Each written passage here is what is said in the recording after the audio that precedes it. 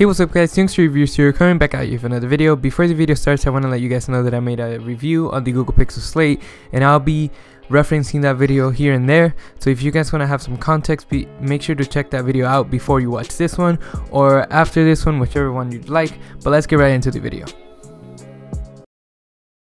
Hey, what's up guys, Youngster Reviews here, coming back at you with another video. In this video I'm going to be reviewing the iPad Pro. I think that the iPad Pro is very special and it has many things going for it. So we're going to be talking about specs, prices, accessories, and things and quirks that I think are special to know about the iPad Pro that may not be included in some of its competitors, or that it just does straight up better than its competitors. And if this is something that you should consider for replacing your current device. So let's get right into it. So the iPad Pro, being arguably one of the best devices released in 2018, is going to have some notable quirks, but not just notable, but instead very useful quirks also. So the first being that it has an Apple Pen, and this is not just any regular pen, because the Apple Pen is reportedly one of the best pens in the market, competing with a Wacom tablet pen, which is kind of insane because Wacom specializes on making digital devices that you can draw on, if any of you are not familiar with Wacom. So having a device that can compete with a Wacom tablet while still doing everything else that the iPad Pro can do is definitely something that is interesting and not something that should be overlooked. The second thing that's special about the iPad Pro is that since it's a tablet trying to replace your laptop, it has the portability of a tablet. So whenever you want to just chill and kind of get comfy, you can always disconnect your keyboard from your iPad and then just use it like a tablet. And it still has the same amount of power, because it's not like the Surface Book 2, for example, which has its processor in the actual unit, and then once you plug in the keyboard, then you get your graphic unit. But instead, this is all in the iPad, which makes it really good. Another thing that's good about the iPad Pro is that since it's an iPad, you can attach a SIM card, which means you can have internet on the go, which on most laptops you can't do, even though recently there has been a lot of laptops that have come out with this capability, but not enough to really make it something that's standard. So that's a notable quirk about it. And last but not least, the iPad Pro has great speakers, which has been seen by the Google Pixel Slate as well, but this is a nice add-on to have on top of an already great device. Now let's get on to a little bit of the cons that it would be quirks, technically, just cons about the device, because of course no device is perfect. So let's get right into it. So the first quirk that I would consider a con is something that can't really be fixed at the moment, and that is that at the end of the day it's just an iPad. So if you're on a computer, everything that you do on the iPad you're going to be able to do better on that computer, except for like small quirks like portability and such that the iPad Pro obviously has over a regular computer.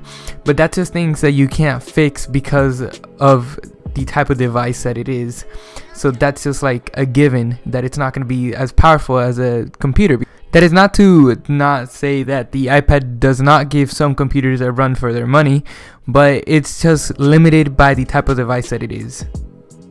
So something that's annoying, considering that this device is marketed to replace your laptop, is that it does not have support for mouse, which is a really big concern, I guess, because it's like a given that like if you're making a device to replace your computer, you're gonna give it mouse support, because that's something that a lot of people use on their computer. So that's really weird. On that same note, it doesn't have support for external storage, which obligates you to buy a higher end model of the iPad Pro so you can have enough space to be able to do the things that you would do on your computer. So those are two quirks that I find very annoying and just like not necessary. Like, they didn't have to be there. The iPad Pro would have been much better off if they did have that, and the Google Pixel Slate does have that, which will put it above the iPad Pro in that regard. And it would be redundant to say that the Surface Pro has support for both of those, because it's been having support for both of those for a while now. Also, it doesn't have a headphone jack, which is But youngster, you already know that Apple ditched the headphone jack a while ago. I know that Apple ditched the headphone jack a while ago, but it still doesn't make it any less meaningful. Like, I wish they would just bring back the headphone jack. Like, I see no point. Like, they say it's to be able to make our devices thinner, but no, like, just bring it back. Like, many other manufacturers have a headphone jack, so I don't see the point in not having a headphone jack. Just anyways, let's move on to the specs of the iPad Pro to continue the video. So the iPad Pro has many quirks that make it good and some flaws, but the specs is definitely something where the iPad Pro shines. So the base price for the iPad Pro is $800, and for $800 you'll be getting yourself 84 gigs of storage. Then you're going to be getting yourself an A12 Bionic chip, which is an insane chip, which is why the iPad Pro is so good and it's able to do everything that it is able to do. It has an insane screen. Like, the specs are just amazing on the iPad Pro. So the only thing you can really customize is the storage, and this is why I have a problem, because if you're going to be using this to replace your laptop, then 64 gigs is not going to do. So you're going to be looking at $950 for the version with 256 gigs, which would put it on par with like a low-end PC storage, which is alright, but it's still like, I mean, if you're only going to be using it as an iPad, 64 gigs should be good enough, but as a laptop replacer, it's not going to be enough at all. The screen makes the iPad Pro very viable for creating and consuming content. It has 264 pixels per inch, true tone display, fingerprint resistant, even though it does get a lot of fingerprints on the display, not gonna lie.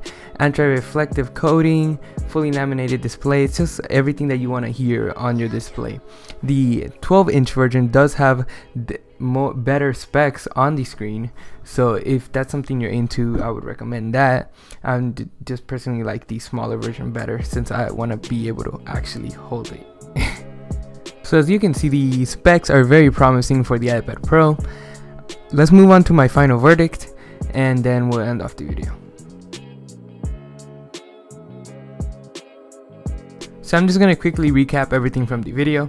So pros of the iPad Pro: a great digital pen, good portability, it's data viable, great speakers, it has awesome specs and an awesome screen to come along with it for all your professional needs, and it has a reasonable price considering even if you have to pay for the 256 gig version, it's still reasonable considering that it gives a lot of laptops a run for their money. Like, it's actually a very good device.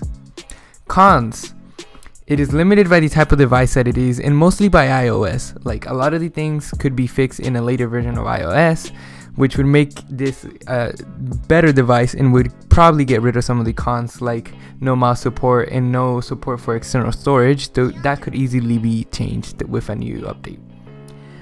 Those are other two cons. It has very expensive accessories, so I don't want to get too much into it, but again, it's Apple, so you're paying the flagship price. So the keyboard is $250, which is unreasonable by any standard. Like, it should not cost nearly that much. The pen is like $100. It shouldn't cost that much either, even though it's a little bit more justifiable. No headphone jack. You guys already know how I feel about that. No file ecosystem, so if you were really trying to replace your laptop with this and you're like, let's say, a YouTuber, it would become a lot more just inconvenient, I guess, to do regular file work that would become standard in a regular computer.